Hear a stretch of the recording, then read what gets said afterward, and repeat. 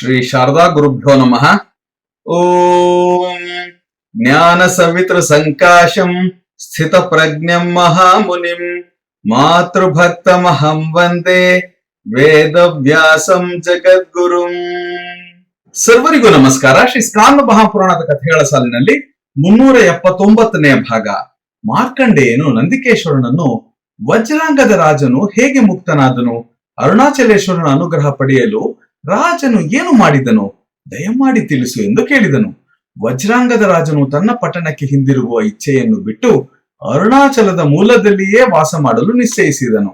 ಅವನು ಬಂದ ದಾರಿಯಲ್ಲಿನ ಕುದುರೆಯ ಹೆಜ್ಜೆ ಗುರುತುಗಳ ಜಾಡು ಹಿಡಿದು ಅವನ ಗಜ, ರಥ, ತುರಗ, ಪದಾತಿಗಳನ್ನೊಡಗೂಡಿದ ಮಹಾಸೈನ್ಯವು ಪುರೋಹಿತ, ಮಂತ್ರಿ, ಅಧೀನ ರಾಜರು, ಸೇನಾಪತಿಗಳೊಂದಿಗೆ ಅಲ್ಲಿಗೆ ಬಂದಿತು. ರಾಜನು ಅವರೆಲ್ಲರನ್ನೂ ಸೇನೆಯನ್ನೂ ಆದರದಿಂದ ಬರಮಾಡಿಕೊಂಡು ಅರುಣಾಚಲ ಪ್ರದೇಶದ ಹೊರಗಡೆಯಲ್ಲಿ ಬಿಡಾರ ಮಾಡಿಸಿದನು. ತಾನು ಅರುಣಾಚಲನ ಸೇವೆ ಮಾಡಲು ನಿರ್ಧರಿಸಿರುವುದನ್ನು ಪುರೋಹಿತರಿಗೆ ತಿಳಿಸಿ ಗೌತಮಾಶ್ರಮದ ಸಮೀಪದಲ್ಲಿಯೇ ಆಶ್ರಮ ಮಾಡಿಕೊಂಡು ಶಿವಾರಾಧನೆಯಲ್ಲಿ ನಿರತನಾಗಲು ನಿರ್ಧರಿಸಿ ತನ್ನ ಪುತ್ರನಾದ ರತ್ನಾಂಗದನನ್ನು ರಾಜ್ಯದಲ್ಲಿ ರಾಜನಾಗಿ ಪಟ್ಟಾಭಿಷೇಕ ಮಾಡಿದನು. ಪುತ್ರನಿಂದ ಕಳಿಸಲ್ಪಟ್ಟ ಧನ ಧಾನ್ಯ ಸಂಪತ್ತಿನಿಂದ ಬ್ರಾಹ್ಮಣರಿಗೆ ಅಗ್ರಹಾರಗಳನ್ನು, ಬಾವಿ, ಸರೋವರ, ತಟಾಕಗಳನ್ನು, ಜ್ಯೋತಿರ್ಲಿಂಗಕ್ಕೆ ಗರ್ಭಗುಡಿ, ಪ್ರಾಕಾರ, ಗೋಪುರಗಳನ್ನು, ನೀರಾವರಿಗಾಗಿ ಕಾಲುವೆಗಳನ್ನು ಸಹ ನಿರ್ಮಿಸಿದನು. ಲೋಪಮುದ್ರೆಯೊಡನೆ ಅಲ್ಲಿಗೆ ಬಂದ ಅಗಸ್ತ್ಯ ಮಹರ್ಷಿಯು ಅರುಣಾಚಲನ ಪೂಜೆಯಲ್ಲಿ ನಿರತನಾಗಿದ್ದ ರಾಜನನ್ನು ಕಂಡು ಅವನ ಕಾರ್ಯಗಳಿಂದ ಸಂತೋಷಗೊಂಡು ಪ್ರಶಂಸಿಸಿದನು. ಪ್ರತಿದಿನ ಪ್ರಾತಃ ಕಾಲದಲ್ಲಿ ನವತೀರ್ಥದಲ್ಲಿ ಸ್ನಾನ ಮಾಡಿ ಪಾಪನಾಶನ ಮತ್ತು ಪ್ರವಾಳೇಶ ಲಿಂಗಗಳನ್ನು ಪೂಜಿಸುತ್ತಿದ್ದನು. ಮಹಾರಾಜನು ಮಹಿಷಾಸುರ ಮರ್ದಿನಿಯಾದ ದುರ್ಗಾದೇವಿಯನ್ನೂ ನಿತ್ಯದಲ್ಲಿಯೂ ಆರಾಧಿಸುತ್ತಾ ಮಹಾದೇವನಿಗೆ ವಿಧಿಯುಕ್ತವಾಗಿ ಅರ್ಚನೆ ಮಾಡುತ್ತಿದ್ದನು. ಉಷಃ ಕಾಲದಲ್ಲಿಯೇ ಎದ್ದು ತೀರ್ಥದಲ್ಲಿ ಸ್ನಾನ ಮಾಡಿ ಪಂಚಾಕ್ಷರಿ ಮಂತ್ರವನ್ನು ಜಪಿಸುತ್ತಾ ಪಾದಚಾರಿಯಾಗಿಯೇ ಅರುಣಾಚಲಕ್ಕೆ 3 ಪ್ರದಕ್ಷಿಣೆಯನ್ನು ಮಾಡುತ್ತಿದ್ದನು. ಕಾರ್ತಿಕ ಪೂರ್ಣಿಮೆಯ ದಿನದಂದು ದುರ್ಗಿ ಮತ್ತು ಮಹೇಶ್ವರರಿಗೆ 100 ಸ್ವರ್ಣ ಕಲಶಗಳಲ್ಲಿ ತೀರ್ಥೋದಕಗಳನ್ನು ತಂದು ಕಸ್ತೂರಿ, ಸುಗಂಧ ದ್ರವ್ಯಗಳನ್ನು ಸೇರಿಸಿ ರುದ್ರಾಭಿಷೇಕ, ಷೋಡಶೋಪಚಾರ ಪೂಜೆ ಸಲ್ಲಿಸಿ ದೀಪೋತ್ಸವವನ್ನು ನಡೆಸುತ್ತಿದ್ದನು. ಪ್ರತಿ ಮಾಸದ ಹುಣ್ಣಿಮೆಯ ದಿನ ಧ್ವಜಾರೋಹಣ ಮಾಡಿ ರಥೋತ್ಸವ ನೆರವೇರಿಸಿ ಕ್ಷೇತ್ರವು ತ್ರಿಲೋಕ ವಿಖ್ಯಾತವಾಗುವಂತೆ ಮಾಡಿದನು.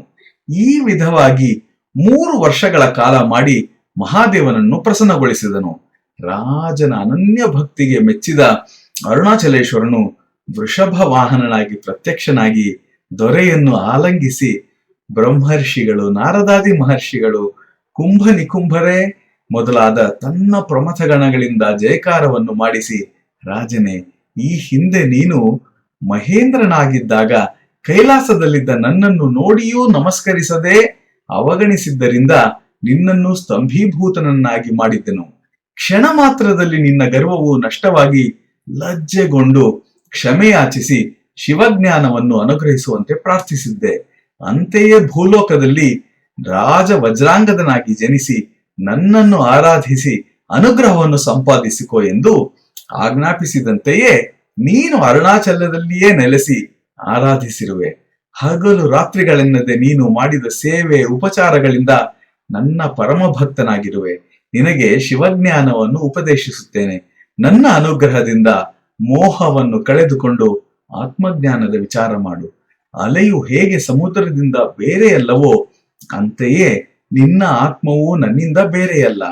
ಜೀವನಾಂತ್ಯದವರೆಗೂ ನನ್ನದೇ ಪ್ರತಿರೂಪವಾದ ಭೂಮಿಯಲ್ಲಿ ಮಹಾರಾಜನಾಗಿ ಧರ್ಮರಾಜ್ಯ ಭಾರ ಮಾಡಿ ಸುಖಗಳನ್ನು ಮತ್ತೆ ಮಹೇಂದ್ರನಾಗಿ ಸ್ವರ್ಗ ಸುಖಗಳನ್ನು ಅನುಭವಿಸಿ ಅಂತ್ಯದಲ್ಲಿ ನನ್ನ ಸಾರೂಪ್ಯವನ್ನು ಹೊಂದುವೆ, ಹೀಗೆಂದು ಹೇಳಿದ್ದನು.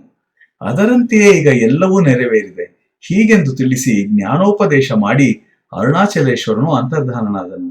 ಅರುಣಾಚಲಕ್ಕಿಂತ ಶ್ರೇಷ್ಠವಾದ ಪುಣ್ಯಕ್ಷೇತ್ರ ಬೇರೊಂದಿಲ್ಲ. ಇದಕ್ಕೆ ಪ್ರದಕ್ಷಿಣೆ ಮಾಡುವುದಕ್ಕಿಂತ ಹೆಚ್ಚಿನ ತಪಸ್ಸಿಲ್ಲ, ಹೀಗೆಂದು ನಂದಿಕೇಶ್ವರನು ಮಾರ್ಕಂಡೇಯನಿಗೆ ಹೇಳಿದನು. ಇಲ್ಲಿಗೆ ಸ್ಕಾಂದ ಮಹಾಪುರಾಣದ 4ನೆಯ ಸಂಪುಟ ಅರುಣಾಚಲ ಮಹಾತ್ಮ್ಯದ ಉತ್ತರಾರ್ಧ ಮಹೇಶ್ವರ ಖಂಡವು ಸಂಪೂರ್ಣವಾಯಿತು. ಶ್ರೀ ಸಾಂಬ ಸದಾಶಿವಾರ್ಪಣಮಸ್ತು. ಬಂಧುಗಳೇ, ಇದರ ಮುಂದುವರಿದ ಭಾಗವನ್ನು ನಾಳೆ ಶ್ರವಣ ಮಾಡೋಣ. ಎಲ್ಲರಿಗೂ ಒಳಿತಾಗಲಿ. ಜೈ ಶ್ರೀರಾಮ್.